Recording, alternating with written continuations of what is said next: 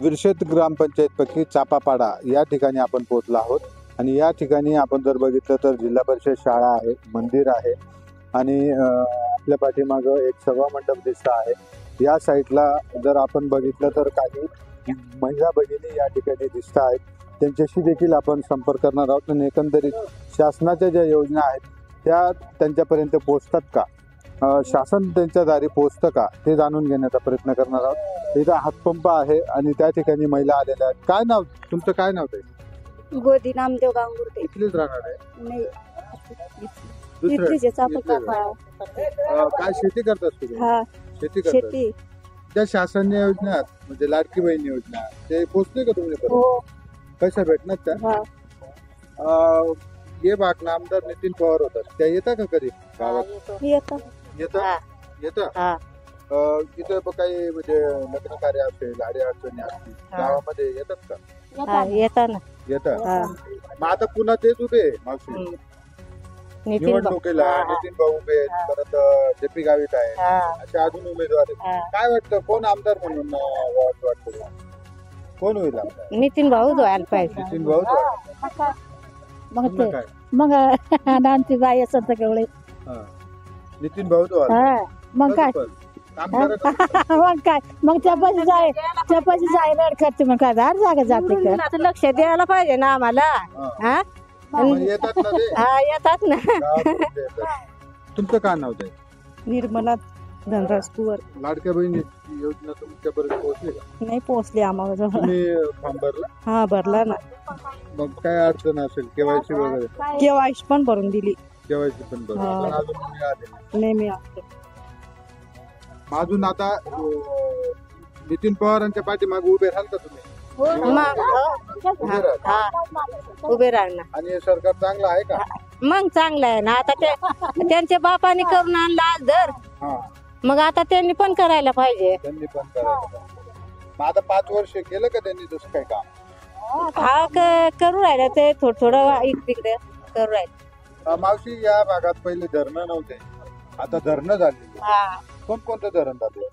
तिकडं मांगले दर झालं, दरोली करली इकडं रस्ता, हा, हा. आणि तिकडलं त्या बाजून बी केला आणि अजून बी करायला पाहिजे रस्ता। अजून बी करायला पाहिजे। म्हणतो त्या कारणात आता त्याला निवडून देऊ। त्याला निवडून द्या. काही आपला भाव कोणत्याच खायला तर तिथे जाऊन बोलू आम्ही, आम्हाला मालला शेतीला भाव दिला तर चांगला, जर लक्ष दिलं नाही मग याच्या पुढे अजून आमचा काहीतरी काहीच केला नाही असं सांगू ना। अजून पुन्हा एकदा नितीन पवारांच्या पाठीमागे उभं राहू। आमच्या गावात जो विकास झाला त्यांच्या माध्यमातून झाला आणि पुन्हा एकदा विकास करण्यासाठी पुन्हा आम्ही त्यांना निवडून देऊ, अशा जनभावना या ज्येष्ठ महिलांच्या या ठिकाणी येत आहेत। या ठिकाणी काही नागरिक देखील उभे आहेत। सकाळची वेळ आहे, बाहेर जाण्याचा बेत त्यांचा दिसत असावा असं एकंदरीत अंदाज आहे। त्यांच्याशी देखील आपण संपर्क करणार आहोत आणि एकंदरीत या भागाचा काय विकास झाला, काय विकास होणं गरजेचं आहे। तुमचं काय ना?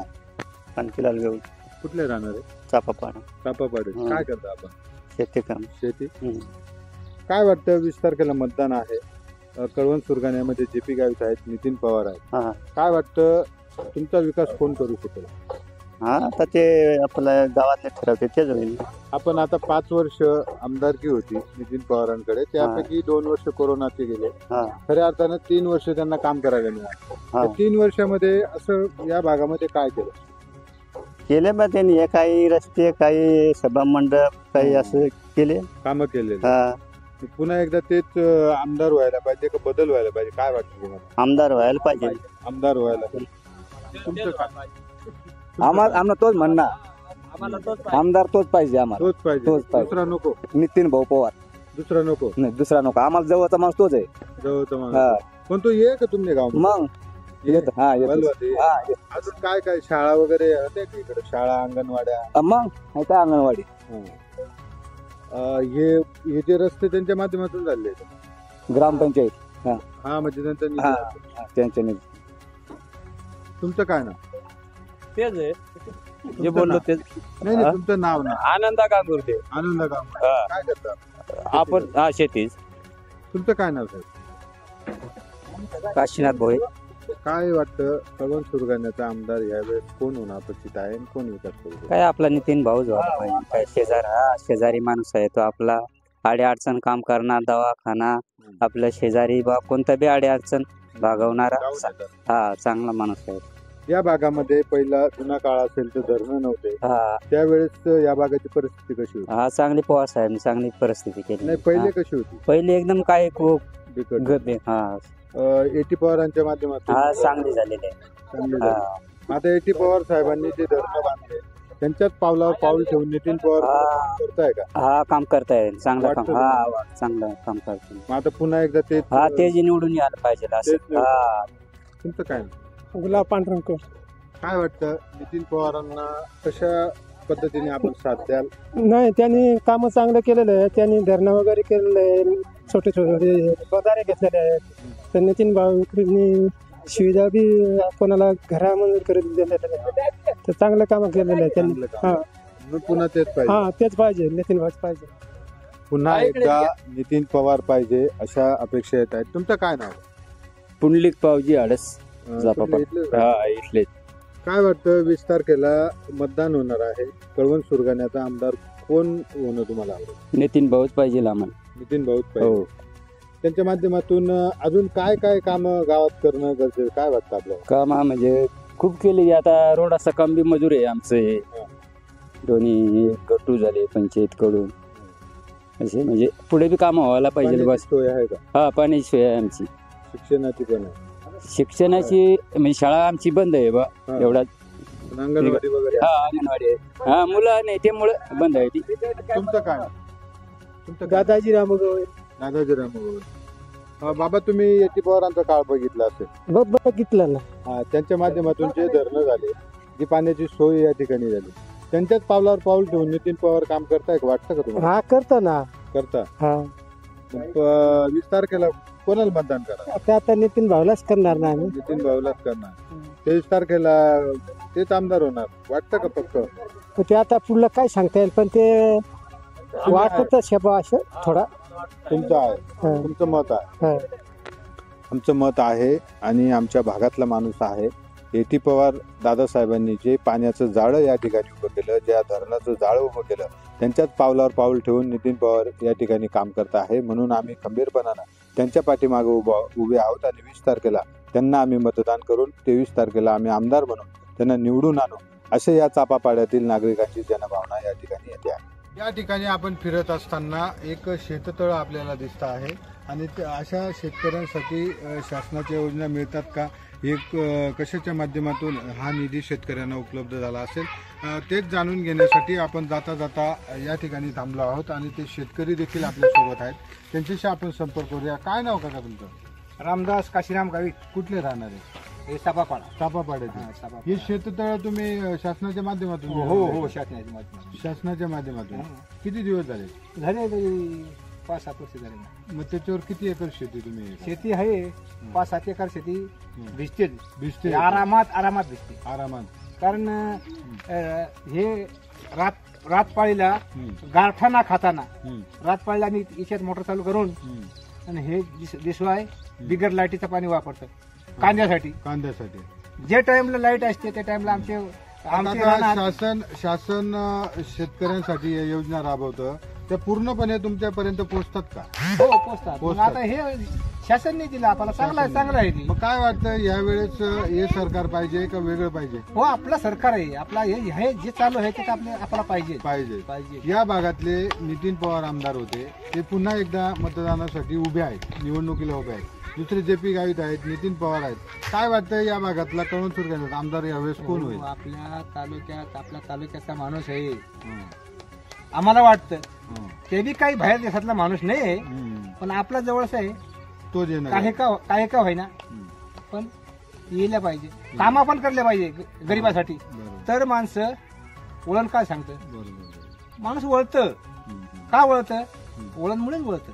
त्यांच्या माध्यमातून झाले की या भागात कामे? सभा मंडप झाले काही नाही झाले. दिसतं आपल्याला. चालू आहेत अजून सुद्धा चालू आहेत. रस्ते चालू आहेत, पण आठवून सुद्धा पुढे चालू द्या. लक्ष राहू द्या, गरीबाकडे लक्ष राहू द्या. कानाकोपऱ्यात काय आहे. जर बघितलं तर अशा शेतकऱ्यांपर्यंत शासनाच्या योजना या पोहोचतात. याचंच उदाहरण आपण एक बघू शकतो. सुंदररित्या असं शेततळ या ठिकाणी त्यांनी निर्माण केलेलं आहे आणि जवळजवळ 5 ते 6 एकर त्यांच्या सांगण्यानुसार या ठिकाणी क्षेत्र जे आहे ते भिजवता आहे. तसं उत्पन्न ते या ठिकाणी घेत आहे. म्हणूनच एकंदरीत तळागाळापर्यंत शेतकऱ्याच्या योजना ज्या आहेत शासनाच्या त्या पोहोचतात का हे आपल्याला या माध्यमातून बघता येईल. कळवण सुरगाणा मतदारसंघातील शेवटचं गाव म्हणजे रिसत ग्रामपंचायतपैकी बोळकीपाडा या ठिकाणी ही शेवटची हद्द आहे कळवण तालुक्याची. आणि या ठिकाणी माझ्या पाठीमागं आपण बघाल तर या ठिकाणी गुजरात राज्याची हद्द ही सुरू होत असते आणि त्याच अनुषंगाने कळवण सुरगाणा मतदारसंघाची जी प्रशासनामार्फत सार्वत्रिक निवडणूक स्थिर सर्वेक्षण पथक या ठिकाणी दिलेलं आहे आणि तेथील कृषी विभागाचे कर्मचारी असतील, पोलीस विभाग असेल, या यंत्रणा देखील निवडणूक शांतपणे पार पडावी, कुठलाही आर्थिक व्यवहार होऊ नये या कारणाने या ठिकाणी पथकाची नेमणूक केलेली आहे. आणि आपण जर बघाल तर या ठिकाणी त्यांचे जे कर्मचारी आहेत ते चोखपणे आपलं कर्तव्य या ठिकाणी बजावत आहेत. आणि त्याच गावामध्ये आपण काही फिरून आणि नागरिकांच्या प्रतिक्रिया जाणून घेणार आहोत. त्यांच्या मनातला आमदार कोण, शासनाच्या योजना त्यांच्यापर्यंत पोहोचतात का हे आपण जाणून घेण्याचा प्रयत्न करणार आहोत. या ठिकाणी काही महिला भगिनी आहेत, ज्येष्ठ नागरिक आहेत, त्यांच्याशी देखील आपण संपर्क करूया आणि एकंदरीत शासनाच्या योजना पोहोचतात का ते जाणून घेणार आहोत. काय नाव मावशी, काय नाव? सुरेखा नितीन गावी. इथले राहणार आहे? हा, काय गावाचं नाव काय? रिसत चापापाडा. रिसत चापापाडा. जी शासनने लाडकी बहीण योजना ती पोहोचतो का तुमच्यापर्यंत? हा, पोचणी ना. पोहोचणे. हा, किती पैसा भेटणार? 7,500. रुपये. मग आता ते शासनने माध्यमातून भेटणार तर पुन्हा आहेच सरकार पाहिजे का बदली व्हायला पाहिजे, काय वाटतं तुम्हाला? अवश्य सरकार पाहिजे ना दिदात, मग त्याने आठवून बी पुढे अजून राहील साहेल बाया सलाब देवाला पाहिजे. मग आम्ही त्यालाच मत देऊ ना. नेहमी बाया राहिलं तर ती सलाब देवाला पाहिजे. अडचण आहे तेच ना राहिलं तर ना. मग आता जो सरकार होता ते सरकार मग नितीन पवार आमदार होता, तुमच्याच भागातला आमदार आहे माहिती आहे ना. मग आता परत तोच निवडी यायला पाहिजे का काय वाटतं तुम्हाला? तोच निवडी यायला पाहिजे ना. त्याने प्रत्येक बहिणीसाला दिलात, प्रत्येक बहिणीसाला पुरवायला पाहिजे. आम्ही त्यालाच देव मत, त्यालाच मत देऊ. आता नितीन पवार इकडे प्रचारला उन्हा तर त्याला भाऊबीजला बोलवशी का? मग बोलू ना. आता पैसा देतात. हा, मग बोलू ना. कसं नाही बोलवणार. चांगलं सरकार वाटत का तुम्हाला? मग चांगला हो ना. तुमचं काय नाव? रंगूबाई निंबागवळी. तुम्हाला बी भेटणार? हा, भेटणार. भेटणार 7,500. काय करत ते पैसे? काय करतो ना आता. मग दिवाळी साजरी केली. काय वाटतं नितीन पवार या भागातला आमदार होता, आता जेपी गावीत नितीन पवार उभा, काय वाटतं? तो आता आपला जवळ शिट, मग तो आपल्याला समजाना तोच. आता तुमने बाग मग धरणा करेल होते सगळा म्हातारा होता तो पासून समजाना ते ना चांगला इकडे चांगलं. पुन्हा एकदा तीच हा तेच पाहिजे. तुमचं काय नाव काका? ज्येष्ठ नागरिक आहेत. तुमचं काय नाव ताई? तुम नावचं सांगा. नाव गीता नवनाथ चौधरी. गीता नवनाथ. तुमच्या जवळ एक बाळ आहे.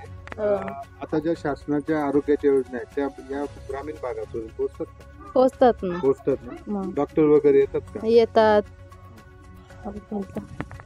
या ठिकाणी शासनाच्या योजना आहेत त्या पोहोचतात, आरोग्याच्या सुविधा पोहोचतात. म्हणून पुन्हा एकदा या भागातले जे आमदार आहेत ते नितीन पवार होणं गरजेचं आहे.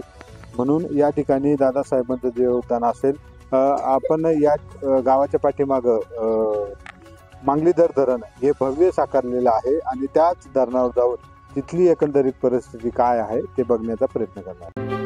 अशाच नवनवीन बातम्या पाहण्यासाठी आमच्या महाराष्ट्र क्रांती न्यूज या YouTube चॅनलला लाईक करा, सबस्क्राईब करा आणि बेल आयकॉनला प्रेस करा.